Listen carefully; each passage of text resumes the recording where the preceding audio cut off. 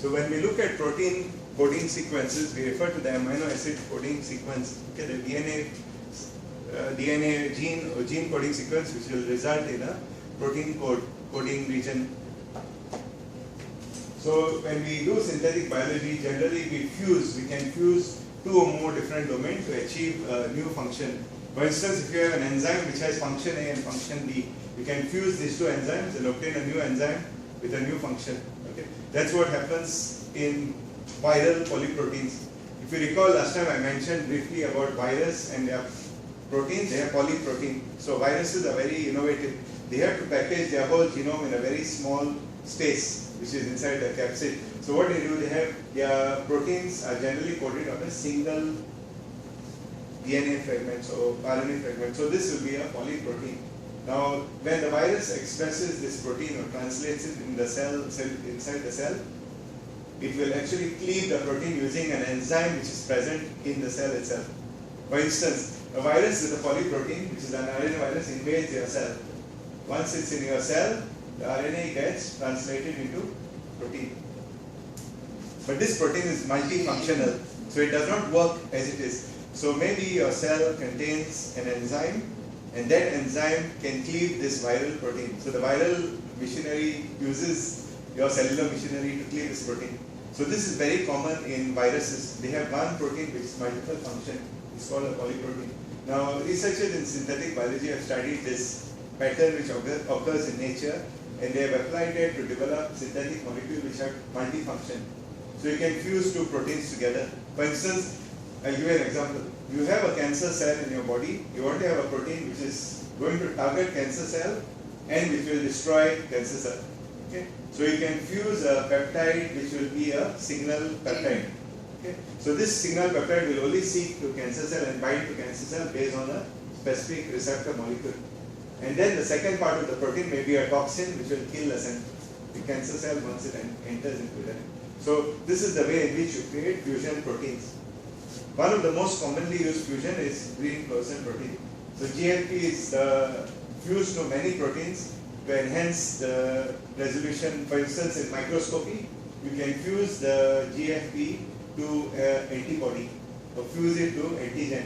And then you have a mixture of cells. Some are, for example, cancer cells, some are brain cells, some are neural cells. You can make them target the receptor, and when you look under the fluorescence microscope, you can sort out the cells.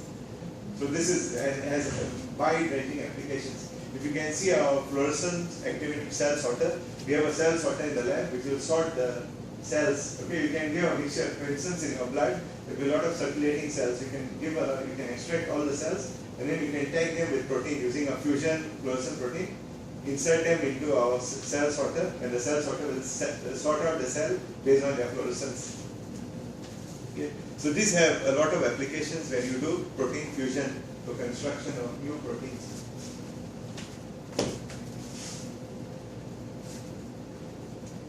Okay, and these are the terminators. So terminators are located at the end of the sequence. So a terminator actually forms a loop which will prevent the ribosome from moving forward. So you have row-dependent and row-independent terminators. So this is an example of a row-dependent terminator.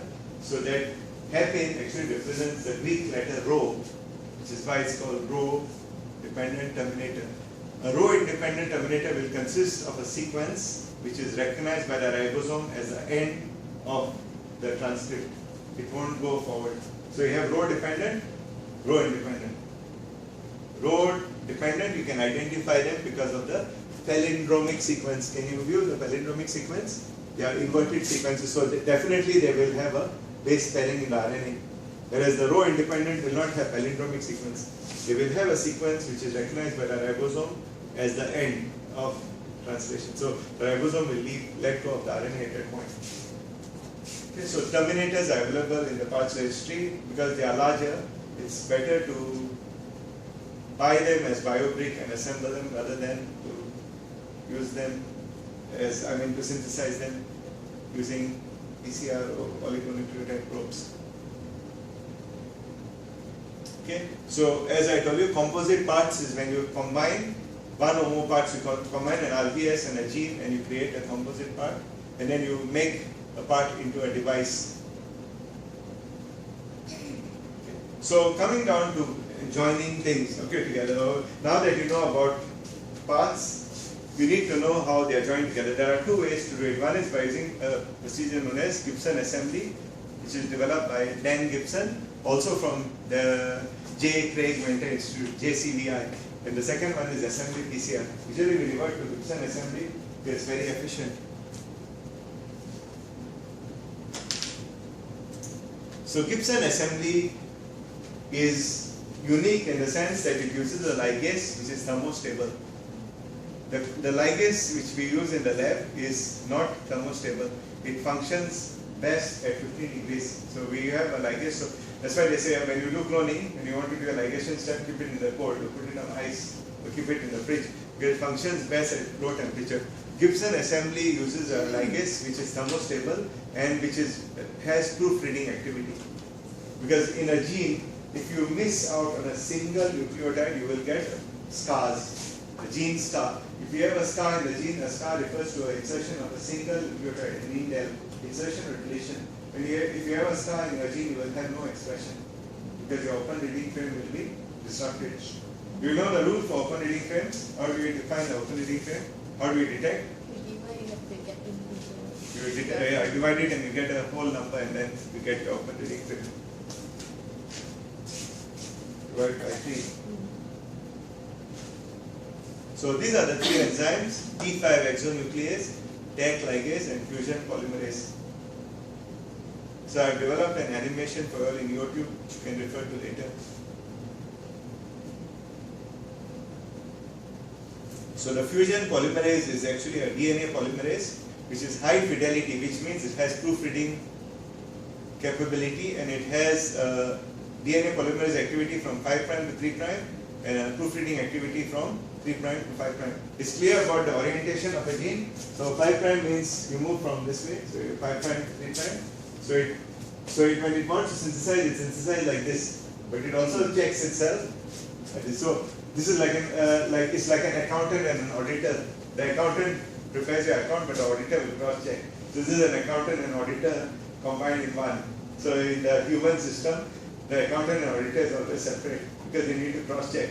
In nature, it functions together. The proofreading polymerase will actually read through and it will actually check for its own errors. It's self-critical enzyme. It has self-critical function. Okay, so you have an exonuclease. Exonuclease is basically degrade DNA. However, this is a T5 exonuclease. It won't degrade all DNA. It will only degrade it in a specific manner, which I will demonstrate for you. And you have the TAC ligase. So these three enzymes are required for Gibson assembly. I will show you how it's done in a step-by-step manner.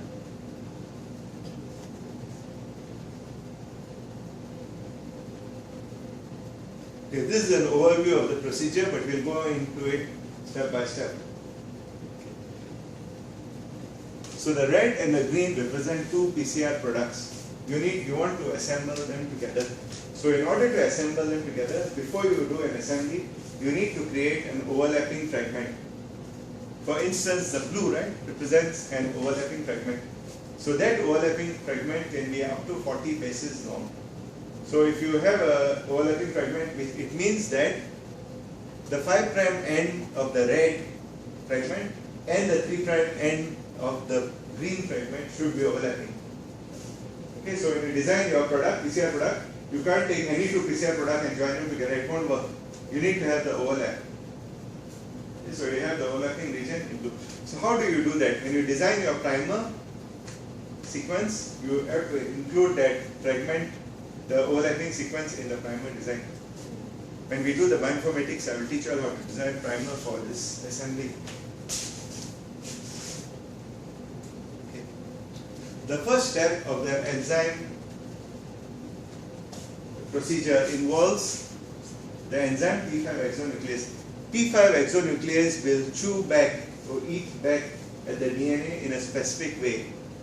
So it will chew back at the 5' and 3' ends. Normal DNAs will chew back all the DNA.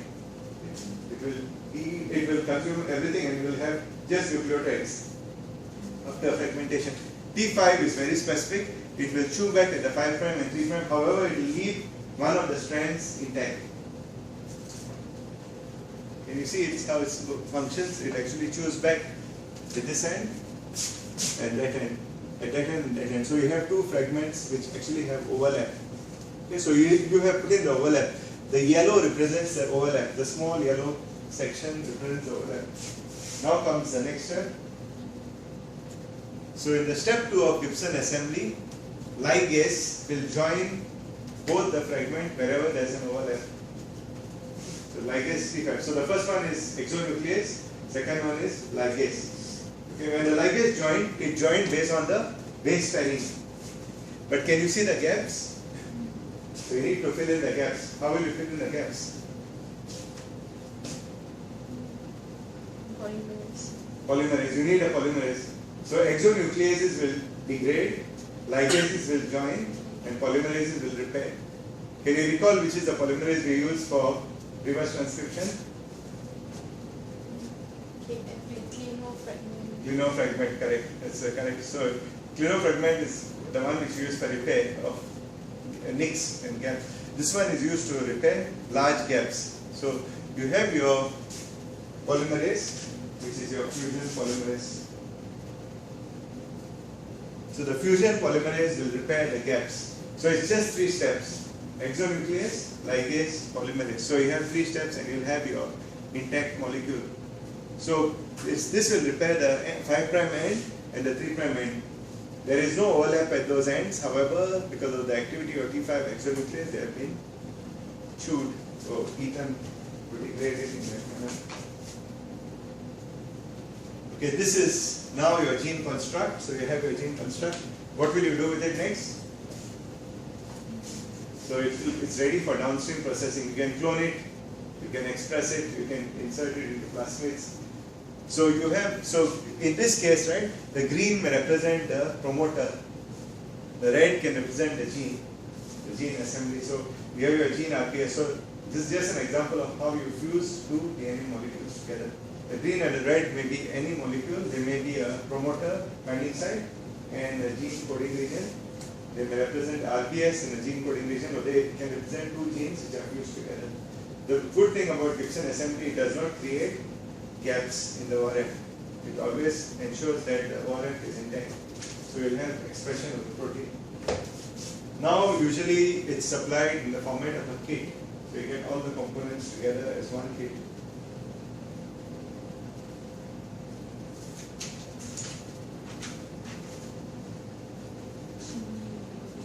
This is one of the other ways in which you assemble DNA.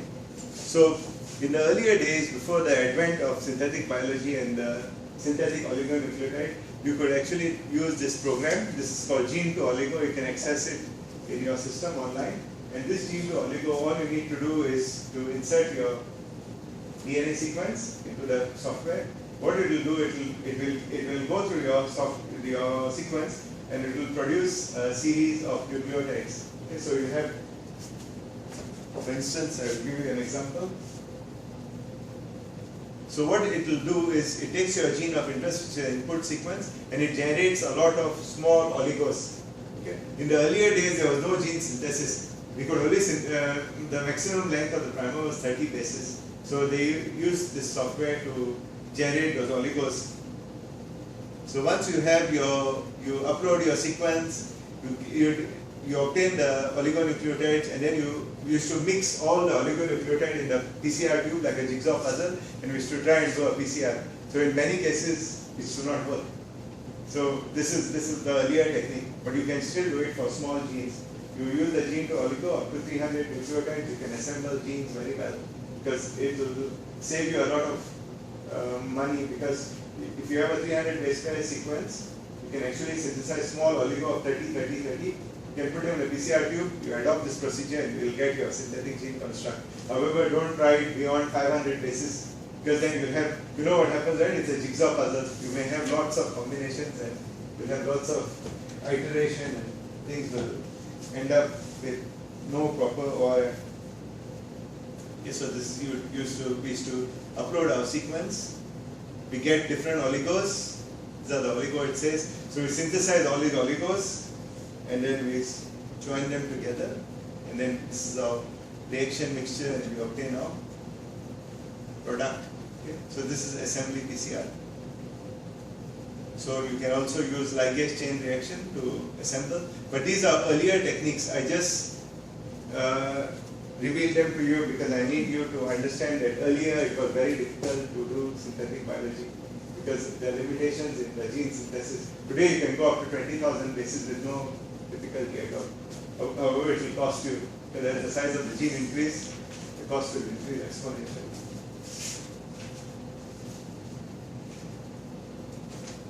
Okay, so you go in for that. Then once you have your gene, you follow your same protocol. You go in for gene cloning and expression, and finally you express your protein. So today's lecture is focused primarily on synthetic biology, and you should be aware of synthetic biology because it's an emerging field, and there are two aspects in terms of your course. One of it is IP. So when you create synthetic molecules, you have an access to intellectual property filing. Okay, so you can file for IP. So a lot of products have been created using this approach. For instance, your RNA polymerase or DNA polymerase, we have different brands. Most of them are synthetic. Because what they have done, they have taken the original DNA polymerase molecule and they tweak it, they adjust certain nucleotide sequences, they change amino acid sequences, and then they create new molecules. So these molecules are more efficient. For instance, earlier there was a rule of the thumb. Whenever we use DNA polymerase, for 1 minute extension we got 1 kb. So if our gene was 2 kb, we did 2. Nowadays with the new polymerase, you don't need extension time is 10 seconds. How did they modify it? They modified the DNA polymerase. They created a DNA polymerase which will do a job of 16 minutes in 10 seconds. So you don't have 10-second extension time. So the other ones are also the fusion polymerases, where they created polymerases which have multiple functions at different temperatures. So that's good. So in order to understand synthetic biology and explore it fully, you need to access the parts registry. Okay, the parts registry is a database which contains a repository of parts. And you join parts together, you create new components. Okay, and then the third aspect of synthetic biology which you should be cognizant of is Gibson assembly and assembly PCR. So Gibson assembly is a technique which is used by synthetic biologists to assemble genes. In fact, if you Google the Gibson assembly paper in Google Scholar, you'll find it's one of the most highly cited papers.